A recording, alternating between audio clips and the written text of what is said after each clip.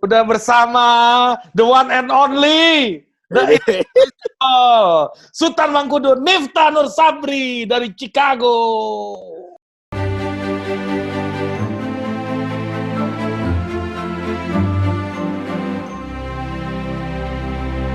Gue nonton di Trevor Noah, katanya si Trump punya lapangan golf di sana katanya. Nah, gini, makanya maksud nggak gua, bukan. Nah, karena apa? Gini bro, kalau gue lihat, gue nggak lihat itu. Itu lu lihat tanggalnya dulu. Gue akhirnya, kalau Noah itu Demokrat bro. Iya, tahu. Ya. Jadi gue lihat aja.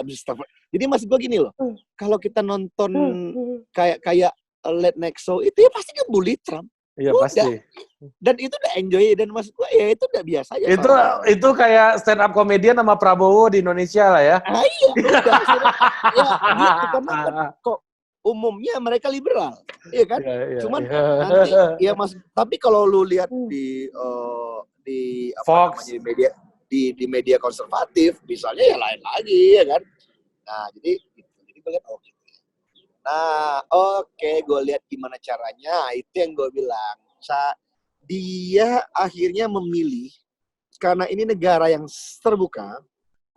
Kalau narasinya di media konservatif gimana kebanyakan soal?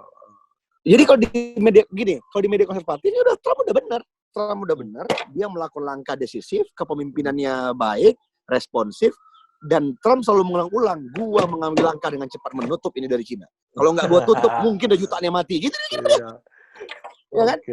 Istilahnya kalau istilahnya itu kalau bercanda orang sini, kalau orang-orang yang di kampung-kampung itu, Trump ini kayak Mesias, bro. Itu kalau yang Amerika di Red State itu yang dia, itu Trump ini nggak ada. Trump tuh Mesias, bro.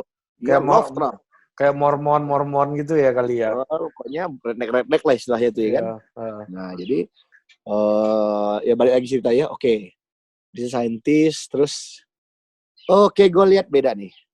Task force dibuat oleh Trump, ada scientist, ada National Security Advisor di situ, ada orang keamanan di situ, defense, jadi orang keamanan terlibat, orang kesehatan, orang public health, orang logistik, misalnya. Nah, ini task force, jadi task force Gedung Putih. Nah, yang menurut gua kenapa cara berpikir Trump berbeda tadi adalah karena dia itu out of the box, karena nggak pernah pengalaman politik, dia kreatif aja.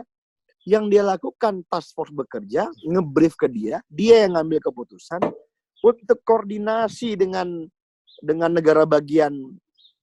Pokoknya gini, pokoknya ini Mike Pence dulu, Wapres dulu. Karena kan Trump kalau dia gubernur bisa komplikasi kan ke dia orangnya kan. Nah, begitu ini udah hampir halus, baru dia masuk. Baru dia nanti pokoknya kalau beberapa kali kan itu yang disiarkan dia dengan gubernur, pasti moderatornya Mike Pence dulu tuh sama gubernur yang almost Demokrat. Nah, baru terakhir Mr. Presiden. Kan dia. Nah, terus yang kedua, maksud gue di kreatifnya itu yang istilah sebenarnya ya kita udah sering pakai juga. Mas gue sering pakai lah istilah ini ya. Cuman public private partnership. PPP. Itu yang gue lihat juga hal yang ini belajar gue di sini. Dan mungkin kalau ini Trump dia nggak kayak gitu caranya. Gue nggak bisa jadi gue salah, tapi mungkin kalau Obama dia nggak gitu caranya. Mungkin pengalamannya caranya politik kan, Kongres tangan negara. Jadi bos, semua diundang. Nah, karena Trump itu memang pengusaha, semua teman-temannya dia undang ke task force. Jadi Walmart itu supermarket. Kemarin dia muji-muji GE ya. Ya pun enggak, jadi gini bro, jadi memang dipanggil semua bro, dan semua. Nah, maksud gua gini, gimana ya? Dia bawa ke dalam sistem, kemudian Roche, laboratory, teknologi, pokoknya. Jadi pertama yang dia undang itu adalah, jadi dia ada, pokoknya dia paralelin semuanya gitu loh, maksud gua. Itu yang gua tangkap ya. Jadi yang kesehatan kerja itu leadnya adalah Fauci sama Deborah Birx. Dia respectable. Siapapun dokter, profesor, kampus, lab, perusahaan, kalau ada nama dua ini lu lihat bahkan di media-media liberal, pokoknya udahlah kita nggak usah dengar Trump, dengar Fauci aja kan memang gitu, karena nggak bisa, siapa coba mau bantah gitu loh maksud gua. Ya, emang menurut gua tuh itu media juga pusing buat framing, gimana framingnya Fauci nih kan. Lu kalau mau hantam nanti salah lu udah anggap lu ya kan, pokoknya mungkin Fauci aja. Tapi Fauci juga dia gini, ketika Trump baru ketika Trump udah ngumumin hidroksikloroquine itu, Fauci kan sempat nolak awalnya. Dia nggak, tapi dia nolak itu scientific. Saya belum bisa judgement. Tapi memang ada. Nah, dia bilang presiden itu presiden buat decision dia bilang. Tapi memang ada data yang mulai masuk, orang-orang yang sakit dikasih itu ada yang sehat. Cuman per kemarin begitu datanya udah lengkap dia udah umumin, udah rapat. Nah, FDA udah turun tangan. FDA lakukan lagi serangkaian lab 1, 2, 3, 4. Nah, cuman kan Trump instinktif bro, dia politisi. Dia dulu itu proses itu. Menurut gue yang gue tangkap dia duluin udah. Dia hajar aja dengan masukan dari FDA, dengan masukan dari dia rapat di task force itu dia duluin tuh hidroksikloroquine itu kan. Nah, balik lagi menurut gue oke. Dia balik lagi dia libatkan swasta. Jadi Walmart, CVS semua tuh pokoknya bro. Dia bilang pokoknya tenang. Nah, di sini gue lihat oke. Dia berpikir gue masuk akal juga, dia presiden. Kalau dia larut dari sekedar mempertimbangkan ansih sisi medicalnya, mungkin dia goncang juga dia kan, dia mau re-election second term. Ya. Sehingga dalam pandangan dia nggak bisa enggak, gue harus ajak. Nah ini agak, dia istilahnya ini yang gue diskusi juga bahwa American company, dia selalu ulang-ulang tuh, we have the great American company. Iya itu. Company. Nah, maksud gua ya termasuk yang GE itu yang gua baca kemarin beritanya. Nah, GE itu gini, itu menarik. Nah, kan problemnya akhirnya gini, Ri. Kenapa GE itu gini? GE itu buat ventilator, bro. Iya, ventilator. Karena memang dia buat ventilator. Tapi ternyata ventilator itu sebuah gini, dia teknologi alat yang tingkat kompleksiti teknologi itu kayak mobil gitu loh. Iya. Jadi nggak bisa sembarang. Jadi maksudnya gini, kita nggak bisa sembarangan perusahaan apa di Indonesia bikin gitu. Nggak bisa bahaya hidup mati orang, ya kan? Ya, apalagi UMKM itu agak sulit tuh. Nggak bisa. Artinya itu kan dia setelah dipelajari itu kan dia tuh sederhananya tuh dia gini. Karena paru ini lagi kena virus, kacau, nggak bisa tuh kerja bener oksigen dan CO2-nya. Sehingga si ventilator inilah paru istilahnya mengganti sementara barang yang sakit ini. Kan itu tuh organ istilahnya membantu kerja napas. Nah, yang sederhananya dari yang gue baca dari media analisa itu gini. Itu mesti company-company yang memang udah sertifikasinya tuh kelas otomotif industri gitu, bro. Okay. Jadi makanya perusahaan-perusahaan mobil yang bisa bikin itu. Honeywell lah, boleh lah, udah bisa bikin gadget-gadget tingkat tinggi. Misalnya tuh nggak bisa sembarangan. Misalnya apa ya perusahaan di Indonesia yang bisa kita minta bikin itu? Pusing juga gue kalau mencari rujukan kan. SMK. Nggak bisa. Maksudnya nggak bisa. Apa misalnya? Nggak bisa gitu akhirnya. Nah, tapi itu kan nggak ada kendala di Amerika itu maksud gue. Jadi Walmart dilibatin, UPS, FedEx, segala-gala untuk karena kan kompleks sistem ya. Pertama masalah kesehatannya, masalah penanganannya. Yang kedua, orang di rumah gimana? Dia perlu makan panik buying waktu itu kan. Cuman otak dia Walmart, Walmart, Target apa sekali kumpulin. Gitu kan? Kemudian orang nanti kehilangan pekerjaan, diproyeksikan. Nah, itu dia bekerja tuh multi track gitu akhirnya. Itu dia dari awal, gue udah ingat banget. Pokoknya ini baru awal-awal dia udah ngomong, ini ekonomi kita, gue ajukan relief bill ke Kongres 2 triliun. 2 triliun dolar. Itu terbesar dalam dan itu 500 miliarnya untuk membailout. Bukan membailout, buyback. Lucu nih, buyback saham bro. Lucu juga dia. Maksud gue itu kan kontroversi lagi didebat juga sekarang. Jadi tuh dia dengan pengalaman dia bilang gini, udahlah, ini ekonomi nanti jatuh. Cuma akan naik lagi dia bilang. Di mana-mana setelah krisis pasti ekonomi naik. Dan masalahnya sekarang saham-saham daripada American company yang terdampak ini, pasti jatuh. Iya. Jatuh. Kita beli aja dia bilang. Iya. Maksud gue kan itu. Iya, keren ya. Maksud gue, ya itu kalau dia maksud gue kalau dia nggak pengalaman lapangan, itu kayak Pak JK mikir gitu loh. Iya, ngerti. Susah ya maksud gue. Iya. Itu dihajar bro. Dia dihajar. Nah, John dihajar di Kongres. Lucu tuh. Nah, itu tuh 3 minggu yang lalu. Nah, gue udah mulai zoom in ke Kongres. Dihajar di Kongres. Di media Demokrat, di media liberal dihajar lagi. Karena gini, dianggap.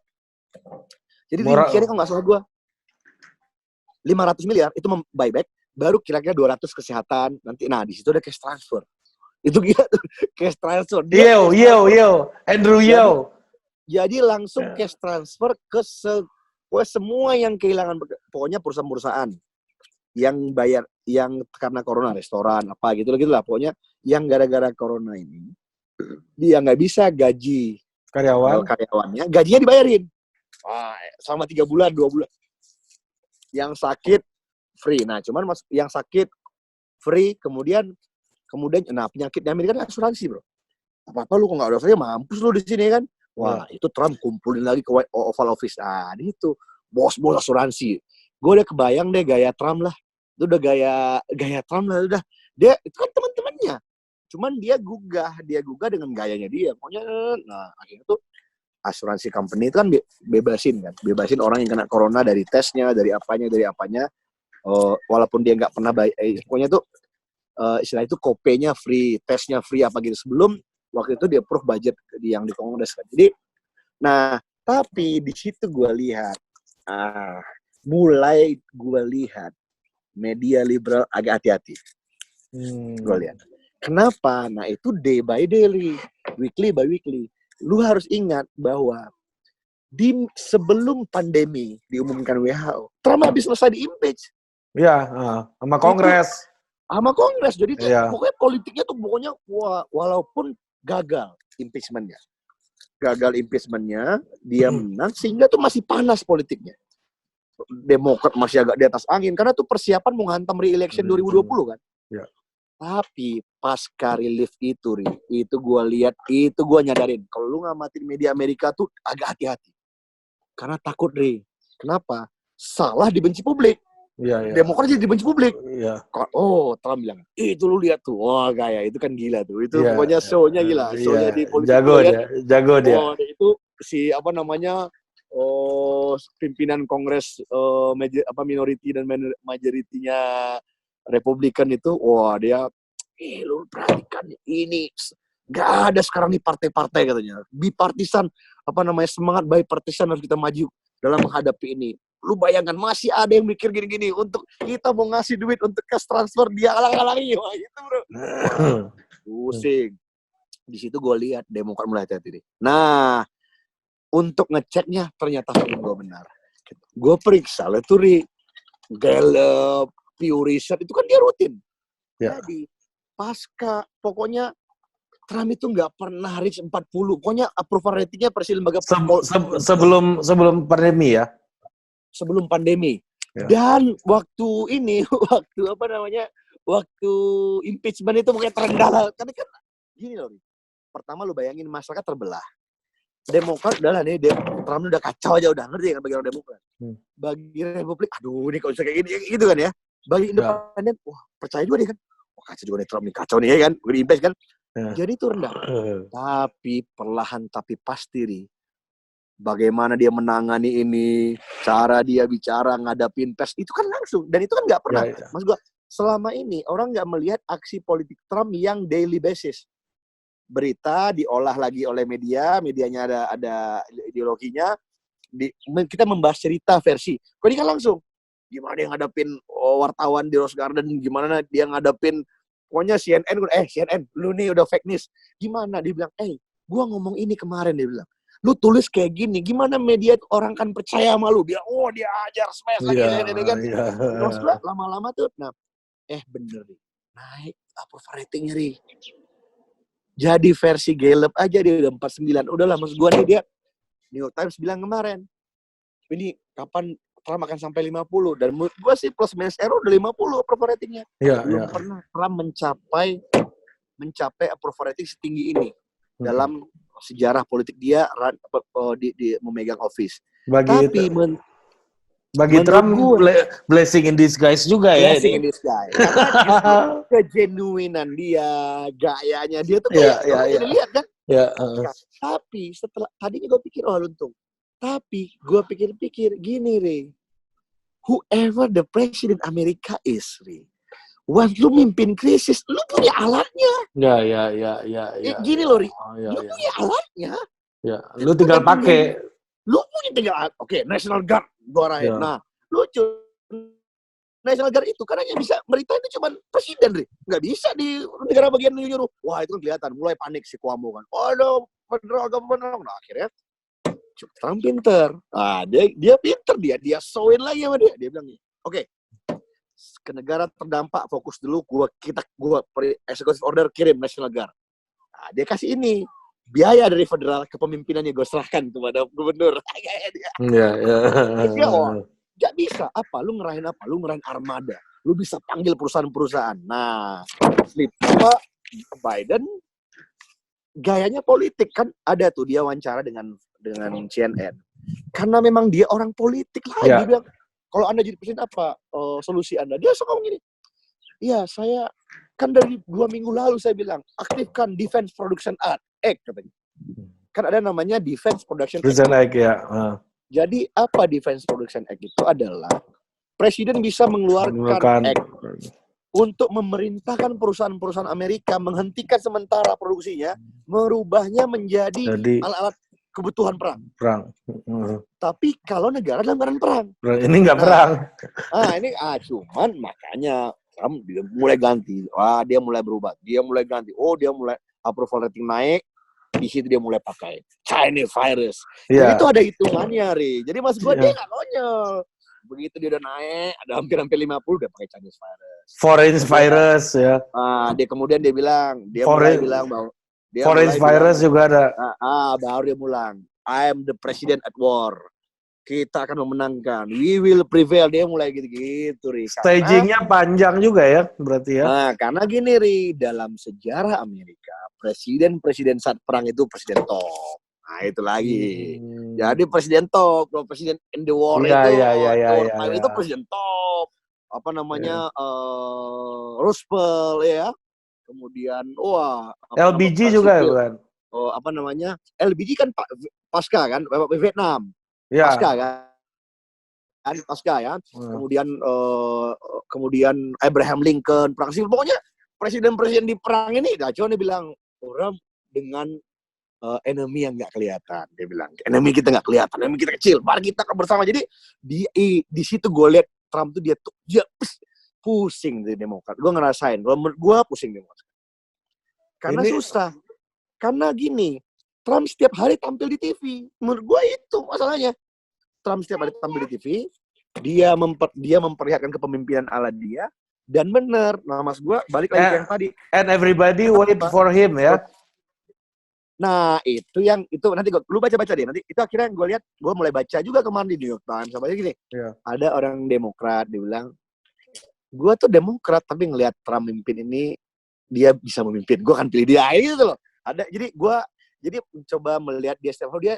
Nah, dan gue ngelihat Trump, gue nggak tahu ya, gue nggak lihat Trump terlampau sering sebelumnya. Gue tidak seperti Arif Nizam yang memantau Trump setiap hari. Gue lihat, Trump tuh kalem nih sekarang, kalem dia bro. Kayak Obama ya, kata lu kayak Obama. Kayak orang kayak dia itu, ya mungkin dengan ini kalem, dia ngeri juga dia.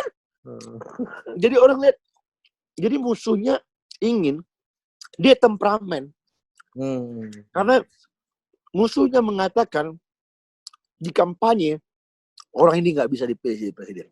Dia ini temperamental, emosinya nggak stabil. Bagaimana kita menyerahkan commander in chief ke orang ini?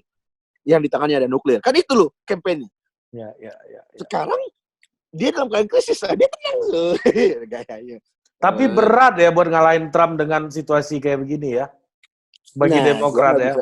Menurut gua, gua nggak tahu ya. Ya, sense lu sebagai orang. Ya. Kalau Trump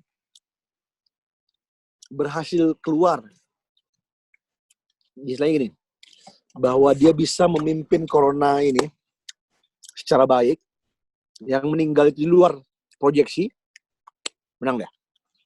Tapi kalau dia berantakan dia memimpin Amerika dalam coronavirus ini, dia bisa lewat. Nah, kita lihat. Gini, gimana? Problemnya adalah lawannya nggak menarik, bro. Itu ya, gue yang mau tanyain ke lo nih. Ini yang mau pas banget gue mau nanyain.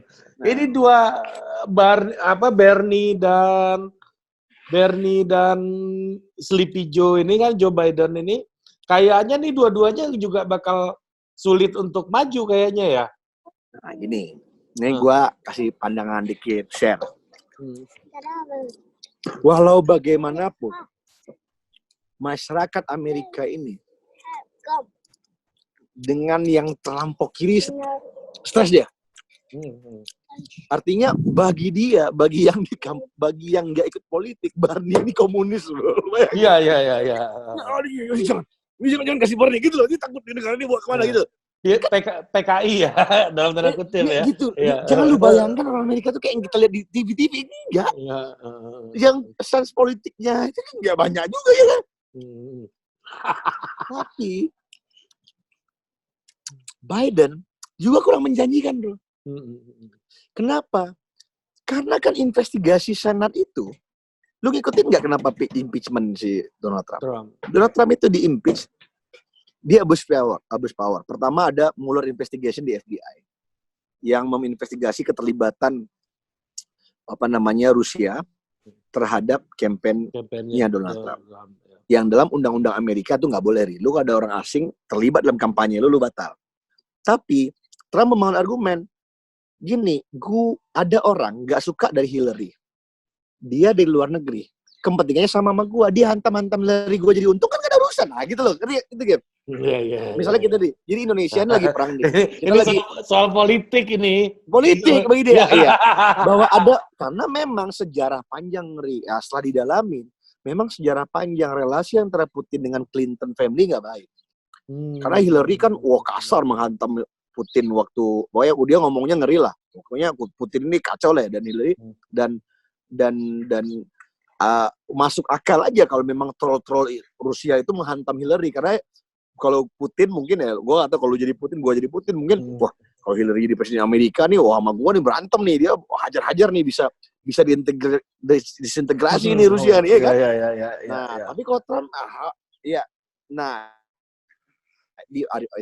Trump bangun gitu kan, bahwa ada orang Rusia coba datangin dia, bilang ini gue terima aja, bahwa gue itu loh. Nah belakangan kan siapa namanya yang jadi attorney generalnya sekarang itu ada kan, attorney general sekarang ini menarik, ini orang gaya veteran jadi attorney general lagi. Dulu dia pernah jadi attorney general zaman Bush senior loh, masih muda, pensiun, diangkat lagi jadi attorney general sama Trump, baru diangkat. Ya dia yang membela Trump kan dengan paper, berdebat, dia kirim paper secara hukum gimana gini ke bawah, ya Trump nggak ada masalah dengan itu ya. Nah yang kedua yang membola salju impeachment tuh ini bro, skandalnya Biden. Ya Biden ya. Jadi Biden tuh menarik, jadi dia orang yang dari muda udah jadi congressman, tapi seiring pertumbuhan karir politiknya, semua sanak familinya mendapat keuntungan, Rik. Ya. Bendahara kampanyenya adiknya dia. Ketua kampanyenya keluarganya dia gitu, bro. Nah, kayak di Indonesia ya. Iya, di mana-mana. Nah, anaknya, gini loh, anaknya. Kalau nggak salah gue, anaknya kalau nggak salah gue ya. Tiba-tiba tuh jadi komisaris atau jadi eksekutif perusahaan minyak di Rusia, di Ukraina, bro. Ya, oke. Jadi Ukraina. Ketika Biden itu wakil presiden, yang dapat gaji itu ratusan ribu dolar per tahun, bro. Nah, Trump itu dalam pembicaraan telepon dengan presiden Ukraina itu ngomong, itu si Biden dulu periksa lah tuh, gitu loh, bro. Ngerti nggak maksud gue? Nah, itu dianggap Trump mengintervensi hukum negara lain untuk keuntungan politiknya. Jadi kontroversial, bro. Bagi orang yang nggak suka Biden kan dianggap abusif, bro, koruptif. Artinya susah, jadi masuk gini loh. Jadi beda, kalau Biden nggak punya dosa yang itu, mungkin dia enak juga ngelawan, bro. Sebagai mantan wapres, kayak Pak JK tarung lagi lah, mungkin gitu lah, ya kan. Pak JK udah selesai, SBY Budiono nggak dipakai, Pak JK turun lagi. Jadi kalau jadi cawapresnya Jokowi kan maju, orang punya, ini kan wapresnya Obama mau lawan Trump.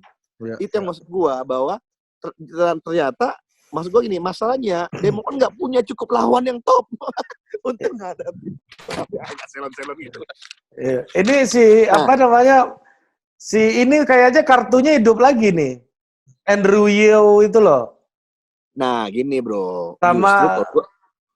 Jadi kalau gue lihat, justru yang kemarin agak ramai, wah gue nggak tahu nih media liberal. mulai gosok-gosok Cuomo, bro. Iya, Cuomo satu lagi. Jadi udahlah makanya gue mau nanya soal Cuomo sama lu. Dia bilang gini kan, udahlah media-media, gue mulai baca tuh media-media liberal tuh mulai disadar bahwa ini berat nih kalau Biden ini lawan.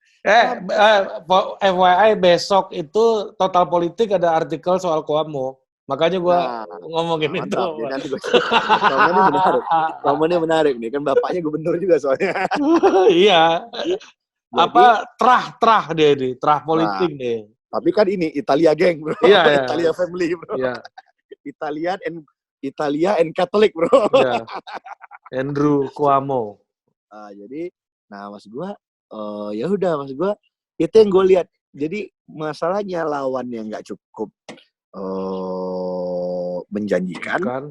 Baik Sanders terlampau ideologinya terlampau jauh kiri. Sementara Biden punya skandal. Trump kan makanya Trump kan ketawa. Dia tuh Sleepy itu bagian dari. Gue dia udah orang urus lah, maksud gue gimana ya maksudnya. Sleepy Joe. Pocahontas Warren, pokoknya diketawain semua sama Trump. Dia. Mini Mike. Susah.